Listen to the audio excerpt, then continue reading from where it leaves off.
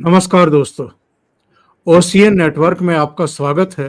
मैं हूं ओमकार चौधरी। सीधे जुड़ लेते हैं धीरेन्द्र पुंडीर जी के साथ और फिर चर्चा को आगे बढ़ाते हैं। धीरेन्द्र जी, बहुत स्वागत है। सर नमस्कार, आपका भी और ओशियन नेटवर्क के तमाम दर्शकों को मेरी ओर से अभिवादन। तो धीरेन्द्र जी, ये जो देश को विभाजित करने की मानसिकता है, जो जिहाद को सही ठहराने की एक इनकी हठधर्मी, इनकी जिद और इनका दुस्साहस है, वो रुकने और थमने का नाम नहीं ले रहा है। समाज को ये लोग और क्या कह रहे हैं कि जब जब जुल्म होगा तब तब जिहाद होगा। किसे धमकी देने की कोशिश कर रहे हैं? कौन जुल्म कर रहा है इनके ऊपर और कौन से जुल्म हुए हैं? यहां तक कि इन्होंने सुप्रीम कोर्ट को भी लपेटे में ले लिया और ये कह दिया कि वो तो सुप्रीम होने का दर्जा ही खो चुकी है, हम उनको सुप्रीम कोर्ट नहीं मानते, क्योंकि उनका जो काम होना चाहिए इनके हिसाब से आइन में दखल देना, आइन जो संविधान है उसमें दखल देना, जब अगर सुप्रीम कोर्ट ना करे ये, तो फिर वो सुप्रीम कोर्ट नहीं है। और ये किसी और के बोल नहीं है, ये महमूद मदनी के बिगड़े हुए बोल हैं, जो भोपाल में एक बड़े जमावड़े के बीच में उन्होंने लोगों को भड़काने और उकसाने की कोशिश की है। किस तरह देख रहे हैं इसको आप? सर मैं इसको ये मानता हूं, आपने कई सारी चीजें दरअसल गलत कही हैं। आपने उनके लिए गलत कहा है और मैं इस बात के लिए मैं मदनी साहब से माफी मांग रहा हूं आपकी तरफ से, क्योंकि आप नहीं मांग पाएंगे। दरअसल मदनी साहब ने जो कहा है उनके बोल नहीं बिगड़े, हमारे बिगड़े हैं। क्योंकि मदनी साहब जो कह रहे हैं वो बिल्कुल सही कह रहे हैं, ये लोग समझ नहीं रहे हैं। दरअसल जुल्म जो उन्होंने शब्द कहा है कि जब जब जुल्म होगा, जुल्म तब तब होगा जब किसी मुसलमान का आपको ये कहना, दावा करना होगा कि आप इस्लाम की तरफ आइए, क्योंकि आपका जो धर्म है वो बहुदेववाद है, ये शिर्क है। और अगर आप ठुकरा देते हैं तो ये जुल्म है। ये बेसिकली हर एक शब्द की बहुत ही प्यारी व्याख्या है। इस्लाम के अंदर कोई कंफ्यूजन नहीं है। ये दरअसल गंगा जमनी तहजीब वाले लोगों ने इसमें सब जो अलग अलग आयतें जोड़ते रहते हैं, जो उनको समझाने की कोशिश करते हैं, ये उनके लिए जो कवर बनाते हैं। अच्छी बात यह है कि अरशद मदनी जो इनके चाचा हैं और ये महमूद मदनी, ये लोगों के दिमाग से जाले हटाते रहते हैं, बताते रहते हैं कि हमको क्या करना है, हम किस लिए आए हुए हैं। दरअसल देवबंद, दारुल उलूम, ये सब चीजों को बहुत गहराई से देखना होगा। अब कोई पत्रकारिता का वो उसूल नहीं कि साहब आप बैलेंसिंग कीजिए, वो कीजिए। दरअसल वो तमाम कपड़े उतारते हैं जब उनके ऊपर आप ढक देते हैं गंगा जमनी तहजीब में। तो जुल्म वो हुआ जब आप इस्लाम को स्वीकार नहीं करते, और जालिम हुए आप, चूंकि आपने इस्लाम स्वीकार नहीं किया, उन्होंने तो आपको सही रास्ता दिखाया। और अब आपके खिलाफ क्या हो सकता है? आपके खिलाफ किताल हो सकता है, यानी कत्ल हो सकते हैं। आपके खिलाफ हर एक जालिम से लड़ना ही जिहाद है। तो उन्होंने जो कहा वो बिल्कुल सही कहा। अपने हिसाब से उन्होंने देवबंद की व्याख्या सबको सुनाई। जिन लोगों को ये लगता है कि वो जुल्म का मतलब कुछ और समझ रहे हैं, तो ये उनकी गलती है। ये हमारी गलती है कि हम सोच रहे हैं कि वो बिगड़े हुए बोल रहे। वो बहुत ही अपने धर्म की सर्वाधिक सही व्याख्या कर रहे हैं, और ऐसे किसी कोर्ट को वो नहीं मानते हैं। बेसिकली इस्लाम में किसी भी मुसलमान का फैसला कोई गैर मुस्लिम कर ही नहीं सकता। ये इस देश में नहीं है, ये तो उसी में नहीं है, इस्लामिक फिक़ह में नहीं है। ये तो आपके देश में जब तक, दरअसल एक और बड़ी बात की तरफ मैं थोड़ा सा आगे जाऊंगा, इसकी बात पर फिर हम लोग आएंगे लौट के। दरअसल हमको ये समझना पड़ेगा कि देवबंदी है क्या, दारुल उलूम का इदारा बनता कैसे है। दारुल उलूम का इदारा ये तब बनता है जब 1857 में बुरी तरह हारते हैं। ये बड़ा इंटरेस्टिंग है, इस देश की आंखें खोलने के लिए बहुत सारी चीजें नहीं खोल पाई। जो आदमी सो रहा है तो सोता ही, उसको जगा सकते हैं। जो जागते हुए सोने का एक्टिंग कर रहा है, उसके ऊपर आप बर्फ से भरी हुई बाल्टी फेंक दीजिए, उससे कोई फर्क उसको नहीं पड़ेगा। दरअसल जो दारुल उलूम है उसकी नींव उन लोगों ने रखी जो जिहाद लड़ने आए थे, जो वहां 1857 की लड़ाई में जो जिहादी शामिल हो रहे हैं बख्त खा के चाल में। और उन्होंने उस वक्त बाकायदा, उस वक्त भी जब पूरी दिल्ली बाहर से घिरी हुई थी, अंग्रेज लगातार सफलताएं, चूंकि बाकी सब जगह वो हरा चुके थे, दिल्ली पर प्रहार करना था, उस वक्त भी जो ईद पड़ने वाली थी, तो उन लोगों ने कहा कि हम गाय की कुर्बानी देंगे, जामा मस्जिद पर गाय की कुर्बानी होगी। उस पर वो तमाम पांडी विद्रोह उसको कहा जाता है, जो अपर कास्ट के या उधर के लोग थे, आपने देखा होगा। हिंदू लोग, मतलब आप ये सोच के देखिए, पूरी दुनिया में उदाहरण नहीं आएगा, ना कभी मिलता है कि कोई लोग जो कई सौ साल से उनके गुलाम बने रहे हों, जिनकी माल गनीमत के तौर पर औरतें, संपत्ति सब छीनी हो, वो हिंदू उठ के उसी को बादशाह बनाने आए। ये बड़ा इंटरेस्टिंग सा है, इस पर कोई गौर नहीं करता है। तो वो लोग आए थे, लेकिन इन लोगों ने क्या किया कि साहब, इन्होंने जब वो रोकने पहुंचे, वो हिंदू कहने लगे साहब हम लड़ रहे हैं, हम बादशाह बनाने आए हैं उसको, हम, और तुम हम गायों की कुर्बानी दे रहे। तो उन्होंने जो जवाब दिया था, बहुत अच्छा जवाब था। उन्होंने कहा कि साहब, हम वो तो अहले किताब है, मतलब अंग्रेज तो अहले किताब है, हमको तो काफिरों को मार के तो गाजी बनेंगे, और या मर गए तो शहीद बनेंगे। तो इसीलिए वो वहां फिर उसमें 19 लोगों को मार दिया गया था, दंगा हुआ था, उसमें मुसलमानों के जो कसाई ईसाई जो भी काटना चाह रहे थे उनको मार दिया गया। तभी बहादुर शाह जफर को किसी ने जाके कहा कि वो अंग्रेज तो बाद में मारेंगे, यहाँ पहले मर जाएंगे। तब वो गायों पर कुर्बानी पर यहाँ बैन लगाया गया था, उस वक्त की कहानी। लेकिन इस कहानी को सुनाने का कोई उद्देश्य नहीं। ये तमाम लोग जब हार गए तो ये तय हुआ कि साहब कुछ गड़बड़ हो गया, तो कहा गया कि दीन में कमी आ गई। तो दीन की स्थापना के लिए वो लोग वहां पहुंचे जिन्होंने वो बनाया, दीन के लिए देवबंद बना। और देवबंद जब देश की आजादी हुई, देश की आजादी में जो आपने भी पढ़ा, हमने पढ़ा, तमाम लोगों ने देवबंद के रोल को ऐसा करके आपकी आंखों में ठूस दिया और आपके जहन में कि जैसे बहुत बड़ी लड़ाई में वो शामिल था। दरअसल उनका ये मानना था, डिवीजन के खिलाफ में उलेमा जो काउंसिल जिसके ये प्रतिनिधित्व करते हैं, इन लोगों का ये मानना था कि जब इतना बड़ा हिंदुस्तान की जीत, इस्लाम को हिंदुस्तान पे जीत मिल सकती है, तो हम वो छोड़ के छोटा सा हिस्सा क्यों ले रहे हैं। तो ये बाकी को बदलने के हुए, क्योंकि ये तमाम जगह जहां मुस्लिम लीग को वोट मिला था, ये तमाम लोग वो हैं। तो इसीलिए जो वो आज ये कहता है, जब वो ये कहता है, तो उसको उसकी संख्या सपोर्ट करती है।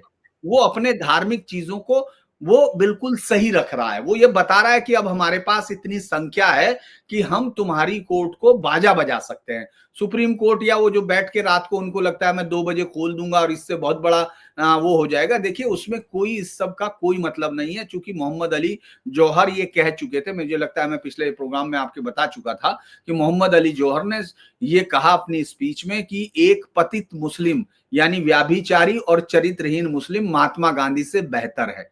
ये उसने तब कहा।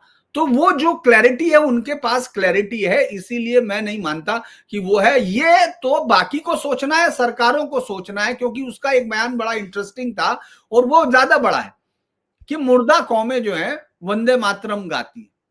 अब वो जो अभी आपने देखा होगा, परसों तरसों बहुत नाच के ममता बनर्जी की पार्टी के लोग कह रहे थे कि हम तो वंदे मातरम गाएंगे, फला गाएंगे। अब उनसे कहिए कि आप तो गाएंगे, इनसे गवाइए, क्योंकि मुर्दा कौमें गाएंगी। दरअसल उनके अंदर पूरी क्लैरिटी रहती है। और वो जो कह रहे, वो अरशद मदनी, आपको याद होगा, इसके चाचा ने पिछले हफ्ते क्या कहा, एक ही हफ्ता तो हुआ।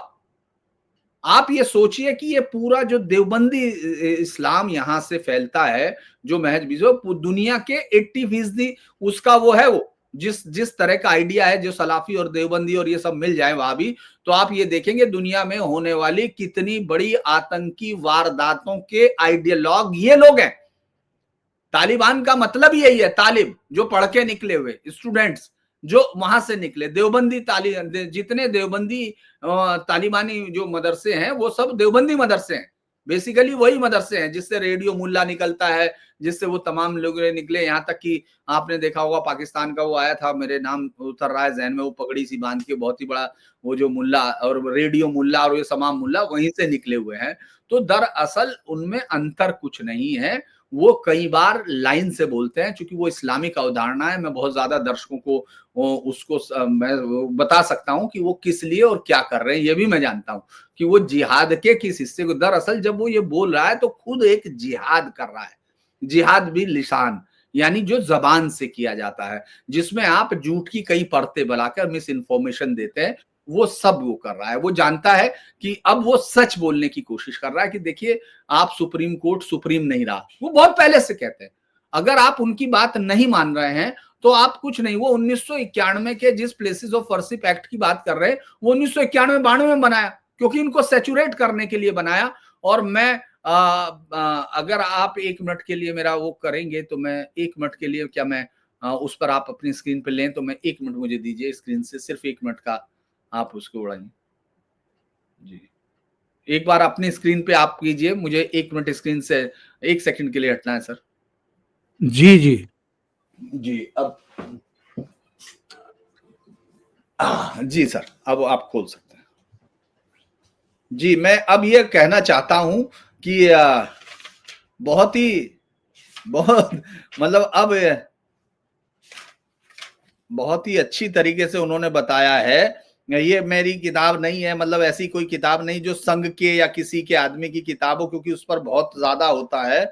ये किताब है और उसने साफ तौर पे कहा है कि मुस्लिम्स जो है हिंदुओं पर गैर जरूरी, उसके मुताबिक ये उन्होंने लिखा है कि हिंदुओं पर वो बार बार प्रेशर बनाएंगे, ब्लैकमेल करेंगे और वो ब्लैकमेल करके उनसे अनड्यू वेटेज हासिल लेते रहेंगे।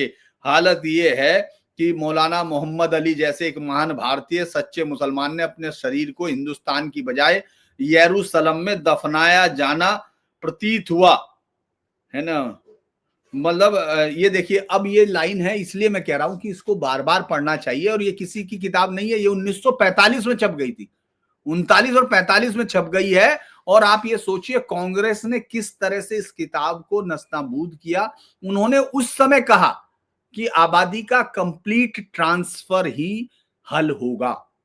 उस समय तक इस तरह का कुछ वो नहीं हुआ था। उन्होंने क्लैरिटी के साथ कहा था कि अगर होता है, क्योंकि देखिए 1946 में बंटवारे की मांग के लिए वो तो तब हुआ ना, 1946 में वो, ये 1945 में तो पब्लिश हो गई थी किताब। उन्होंने उसी में कह दिया था कि आबादी का ट्रांसफर ही हल होगा। मुसलमानों का लक्ष्य इतना स्पष्ट है कि कई बार आश्चर्य होता है कि उन्हें इसे अपनाने में इतना समय क्यों लगा। इस बात के प्रमाण है कि कुछ मुसलमानों ने तो अपने इस अंतिम लक्ष्य को 1923 में ही जान लिया था।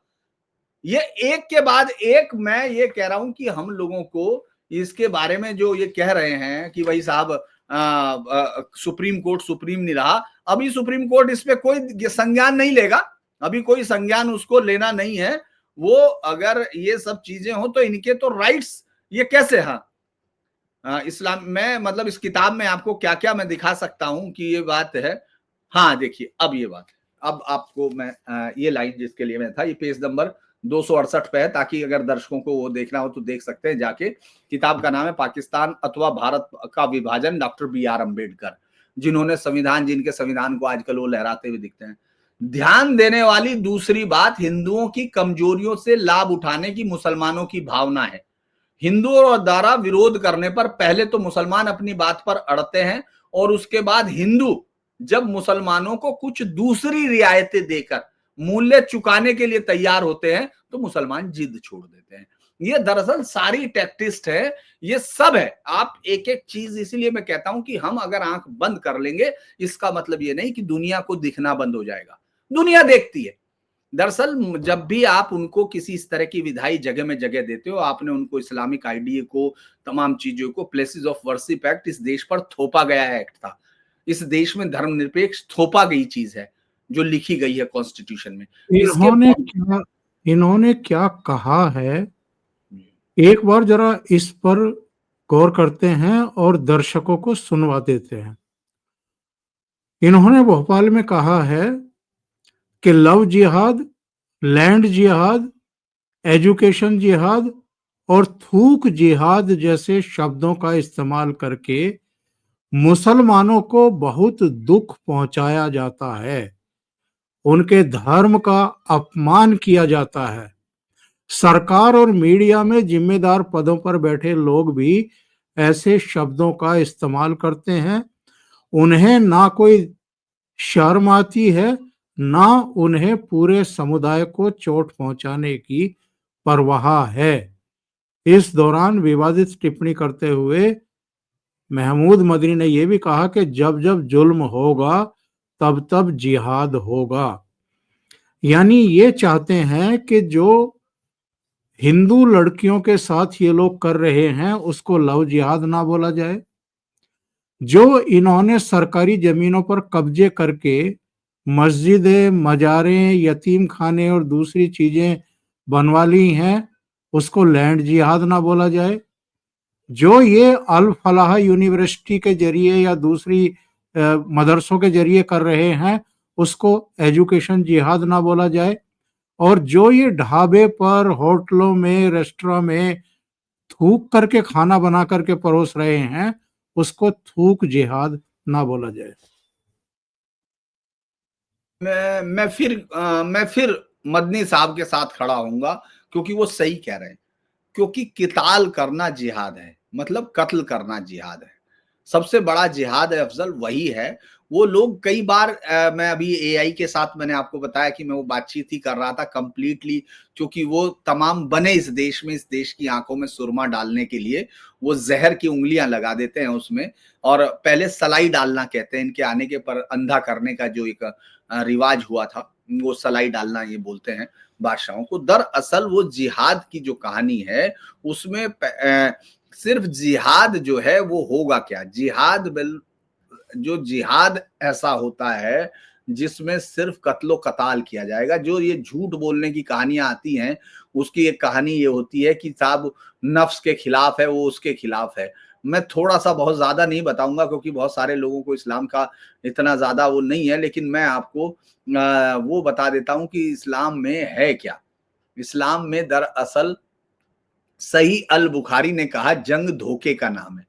ये सही अल बुखारी की 30-29 है और सही मुस्लिम की 1739 है, जो ये बताती है हदीस कि वो किसी को भी झूठ के साथ बताएंगे, झूठ बता सकते हैं।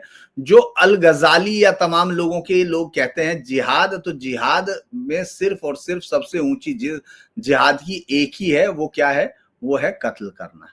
यानी जिहाद जो है वो सीधे तौर पर कताल में आता है। कई लोग उसको अलग अलग चीजों पर बैठ के बताने की कोशिश करते हैं, लेकिन ये जिहाद का कोई असली अर्थ नहीं है। इसीलिए जब वो कहता है थूकना जिहाद है, तो थूकना आप पे एहसान है, क्योंकि वो सबसे कम काम कर रहा है। इसके अलावा जिहाद झूठ बोलना, किस तरह से दुश्मन को मिस इन्फॉर्मेशन देना, उसके लिए भी सिस्टम है। तो ये जो वो जो बोल रहा है वो ये कह रहा है क्योंकि वो अपना कर्तव्य कर रहे हैं। उस आदमी से किसी ने ये सवाल नहीं किया कि जब दिन में 5 बार हर रोज इस देश ने 712 के बाद से आज तक देख लीजिए, पिछले 1200-1400 सालों में हर रोज जिसके कान में भी मस्जिद से जाने वाली अजान जाती है या वो जो करता है नमाज का, उसमें जिसमें वो रोज गाली देता है दूसरे धर्मों को कि कोई नहीं है माबूद सिवाय उसके, यानी दूसरे धर्मों का कोई भी माबूद पूजने लायक नहीं है, वो रोज कहता है। वो रोज आपको सुनना है, वो रोज दूसरे धर्मों को गाली देता है, वो रोज देता है, क्योंकि इसका अर्थ ही है, इसके अलावा कोई अर्थ नहीं है इसका।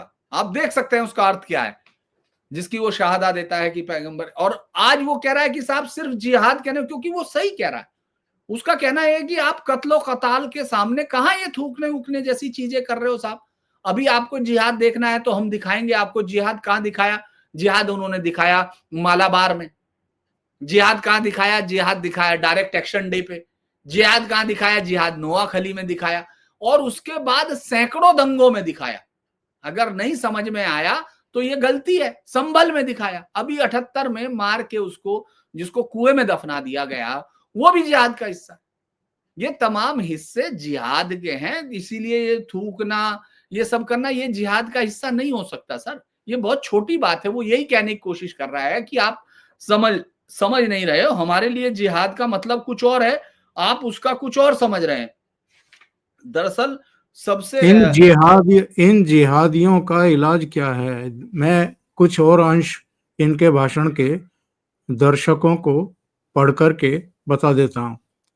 इन्होंने कहा कि देश के मौजूदा हालात बहुत संवेदनशील और चिंताजनक है। दुख की बात यह है कि एक समुदाय को कानूनी तौर पर कमजोर, सामाजिक रूप से अलग थलग और आर्थिक रूप से बेदखल किया जा रहा है।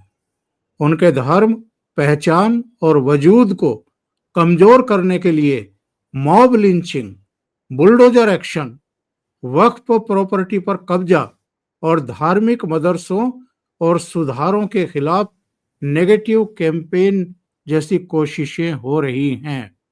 आज मुसलमान रास्ते पर अपने आप को असुरक्षित महसूस करते हैं। उन्हें कदम कदम पर नफरतों का सामना करना पड़ता है। अब हमें तैयार भी होना पड़ेगा।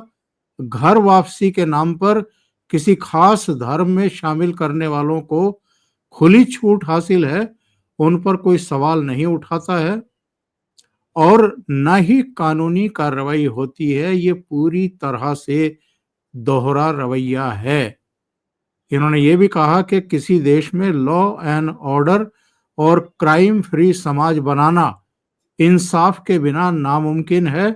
दुख की बात है कि पिछले कुछ सालों में खासकर बाबरी मस्जिद और ट्रिपल तलाक जैसे मामलों में फैसलों के बाद ये आम सोच बन गई है कि कोर्ट सरकारी दबाव में काम कर रहे हैं। अल्पसंख्यकों से जुड़े संवैधानिक नियमों और बुनियादी सिद्धांतों की कई व्याख्याओं ने न्यायपालिका की भूमिका पर गंभीर सवाल उठाए हैं। सुप्रीम कोर्ट उस समय तक ही सुप्रीम कहलाने का हकदार है जब तक आईन की पाबंदी करे और कानून के कर्तव्य का ख्याल रखे। अगर ऐसा ना करे तो वह नैतिक तौर पर सुप्रीम कहलाने का हकदार नहीं है। ये सीधे सीधे मुसलमानों को भड़का रहे हैं, ये सड़कों पर उतरने के लिए उकसा रहे हैं। नहीं, अभी वो उकसा नहीं रहे, अभी उनको तैयार होने के लिए वो कह रहे हैं। दरअसल ये हम लोगों को फिर उनकी भाषा समझनी होगी। उनकी भाषा समझना बहुत ही वो है, वो प्रतीकों में बोलते हैं, बहुत इशारों से बोलते हैं। मैं आपको बता देता हूं कि इन्होंने क्या किया। मुसलमानों ने सबसे पहले श्रद्धानंद की हत्या की। स्वामी श्रद्धानंद की 23 दिसंबर 1926 को अब्दुल रशीद ने गोली मारकर हत्या कर दी, क्योंकि वो बिस्तर पर बीमारी। इसके बाद लालन चंद की हत्या की। आर्य समाजी थे। फिर एक लेख राज्यपाल को उस समय कत्ल कर दिया जब अपनी दुकान पर बैठे थे। फिर अब्दुल कयूम ने नाथूराम शर्मा की हत्या कर दी। ये दुस्साहसिक था, क्योंकि उस समय शर्मा जुडिशियल कमिश्नर की अदालत में इस्लामिक इतिहास के बारे में एक पैम्पलेट प्रकाशित करने को लेकर भारतीय दंड संहिता की धारा 195 के तहत मिली सजा के खिलाफ अपनी अनुयायी का। ये तो छोटी सी बात होगी। अब देवबंद की बात जोड़ रहा हूं मैं, ये मैंने सिर्फ रेफरेंस दिया। मैंने इसीलिए कहा कि इस पर तो बहुत लंबी बात हो सकती है। स्वामी श्रद्धानंद के हत्यारे अब्दुल रशीद की आत्मा की शांति के लिए देवबंद, वैसे तो मुझे लगता है ये शब्द उन्होंने इसलिए लिखा क्योंकि उसकी आत्मा तो वहां होती नहीं इस्लाम में, लेकिन चलिए फिर भी वो आत्मा की शांति के लिए देवबंद के प्रसिद्ध इस्लामी कॉलेज के विद्यार्थियों और प्रोफेसरों ने 5 बार कुरान का पूरा पाठ किया। प्रतिदिन कुरान की 1.25 लाख आयतों की तिलावत की और प्रार्थना की कि अल्लाह मियां मरहूम अब्दुल रशीद को आला उलीन 7वें बहिश्त में स्थान देंगे। ये टाइम्स ऑफ इंडिया 1927 के उस पर है, थ्रू इंडियन आईज नाम के स्तंभ से। दरअसल उनका ये कहना है कि इन्होंने, मुसलमानों ने कभी अपराधियों की हत्या नहीं की, वो निंदा नहीं की, बल्कि उन्हें गाजी बताकर स्वागत किया, उनके लिए क्षमादान के आंदोलन शुरू किए। कयूम नाथूमल की हत्या का दोषी नहीं है। एक बरकत अली ने कहा, बैरिस्टर जो सबसे मशहूर बैरिस्टर था, उसने कहा कि कयूम नाथूराम की हत्या का, नाथूमल की हत्या का वो नहीं है, क्योंकि कुरान के कानून के अनुसार यह न्यायोचित है। तो ये जो आप जो सुन रहे हैं वो सब वो उसी के हिसाब से कह रहे हैं, और ये बार बार इस देश में ये होता रहा है। और ये इसलिए होता रहा है क्योंकि उनके खिलाफ कोई भी बोलने का या उसको करने का उसको लगता है कि ये सब बोलेंगे तो वोट तो मिलेंगे नहीं, क्योंकि मुसलमानों के तो, दरअसल इस देश की डेमोक्रेसी को मुसलमानों ने 1946 से ही ब्लैकमेल कर लिया था, और उसको आज तक मुसलमान अपनी संख्या के दम पर ब्लैकमेल करता है। मैं राजनीतिक तौर पे कह रहा हूं, उसको जो चाहे समझना चाहे समझे, लेकिन उसको राजनीतिक तौर पर ब्लैकमेल करते हैं अपनी संख्या के सहारे, एक मुश्त वोट होके। और इस देश में ये दुर्भाग्य है कि लोग ये कहते हैं हिंदू होना। देखो, एक और बड़ी सच्ची बात की जो मैं कई बार कहता रहा हूं इतने दिनों में, शायद आपके यहां भी मैंने कई बार कहा होगा कि इस देश में 10-12% ही अभी ऐसे लोग हुए हैं जो ये मानते हैं कि ये देश, जो ये कहते हैं कि इस देश में बंटवारा हुआ था तो डिवीजन कंप्लीट होना चाहिए था, उसमें हिंदुओं को यहाँ लाया जाना चाहिए था, मुस्लिमों को वहां भेजा जाना चाहिए था, क्योंकि डिवीजन मुसलमानों की मांग पर हुआ है, और जो लोग यहाँ रह रहे हैं उन्होंने ये बंटवारा सबसे पहले मांगा था। इसमें कोई बाई चॉइस नहीं है। वो जो झूठे और मक्कार हैं वो जानते हैं कि वो क्या बोलना चाहते हैं। अगर आप उसको देखें तो वो कह रहे हैं खुद कि 10% ऐसे हुए जो इस तरह के लोग हैं। 10% उनके साथ है, 10% हमारे साथ है, 60% अभी तक वो कहते हैं कि वो नहीं हुए हैं, वो चुप है, खामोश है। ये हिंदुओं के बारे में उन्होंने कहा।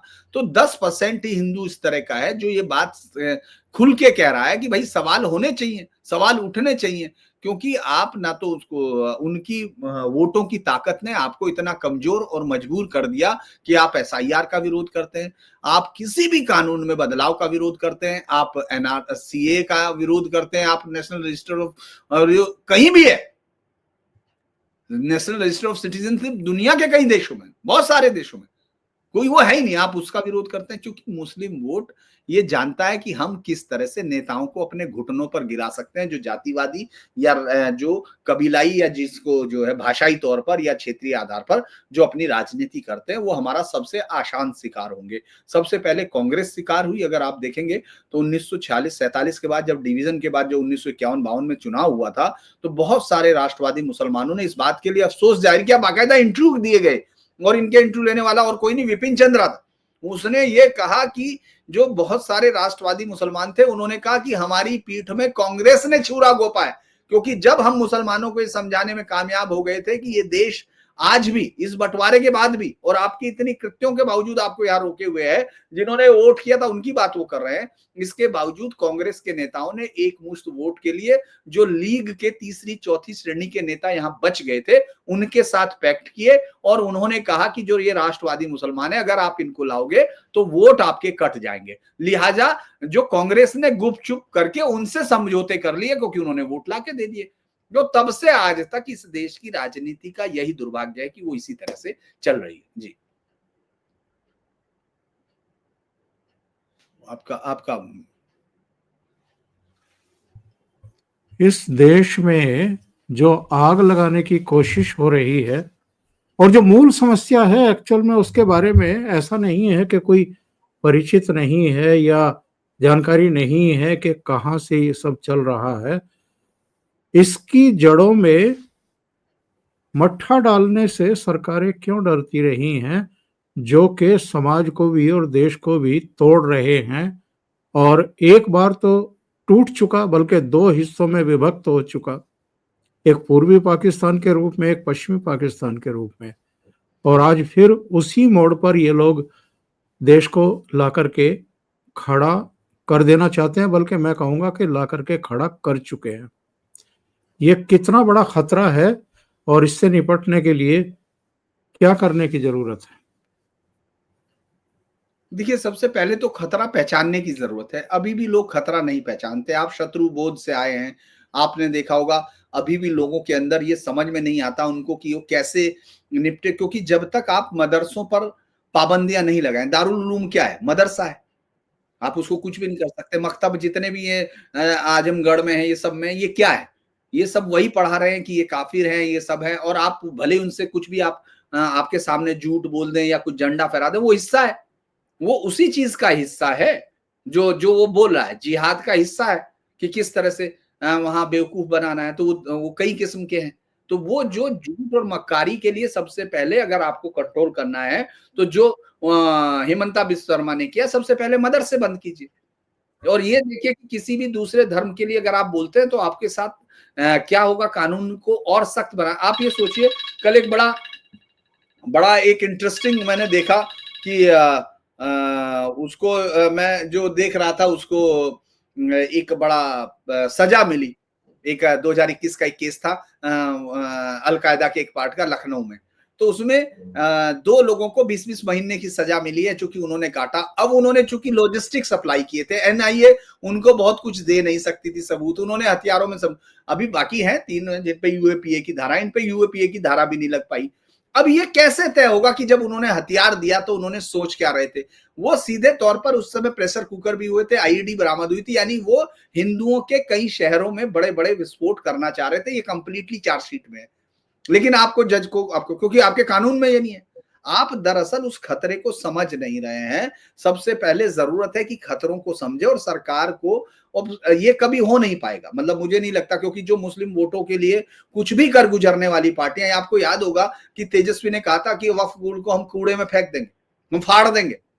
कि कोई माइका लाल नहीं जो इनको हाथ लगा सकता है। आज आप बंगाल में कुछ भी कर पाएंगे। फिरहाद हकीम क्या बोल रहा है, आप कुछ भी कर सकते हैं। हुमायूं कबूर क्या बोल रहा है। तो दरअसल इनका एक ही मतलब मुझे लगता है कि जो इस तरह का अतिवादी आइडिया है उसके खिलाफ योगी आदित्यनाथ का जिस तरह का एक आइडिया है या हेमंत बिस्वा शर्मा है, सीधे तौर पे कि वो जानते हैं बेसिकली योगी आदित्यनाथ उस नस को छूते जरूर है।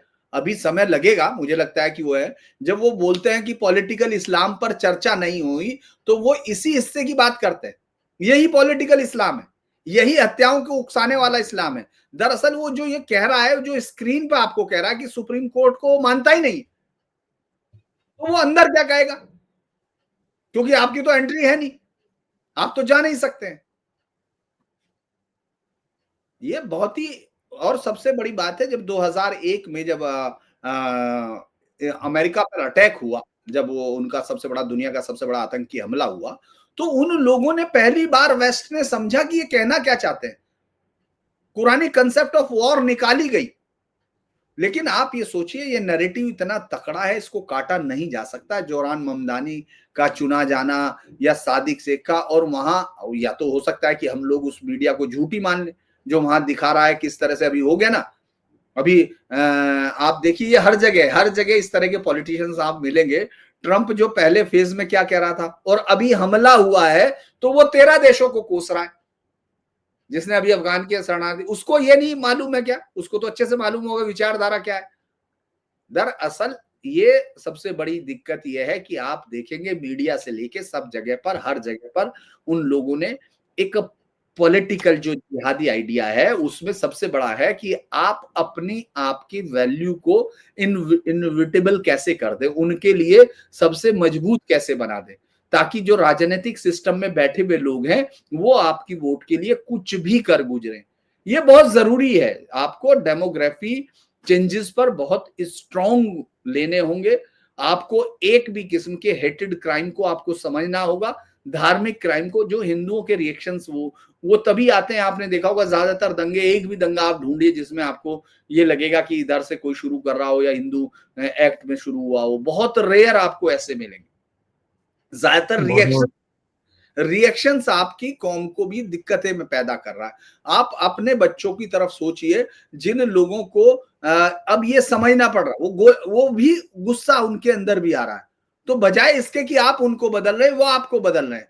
आपको अगर बचाए रहना है, बचना है, तो आपको अपनी मान्यताओं और उसके ऊपर इनके ऊपर जो भी इस तरह के आइडिया है, मैंने कहा मदर से, ये चूंकि इसकी जड़ है, शुरुआती जड़ वहां से आती है, उसके बाद आप आगे जाकर बात करेंगे। तो पहले तो मदरसों पर होगा और योगी जैसे पॉलिटिशियंस को जो मुखर हैं, जो समझते हैं, उनको और ज्यादा सपोर्ट देने की जरूरत होगी। जी बहुत बहुत धन्यवाद आपका धीरेन्द्र जी, इतना समय निकालने के लिए, जुड़ने के लिए और एक बहुत महत्वपूर्ण ज्वलंत विषय पर चर्चा करने के लिए।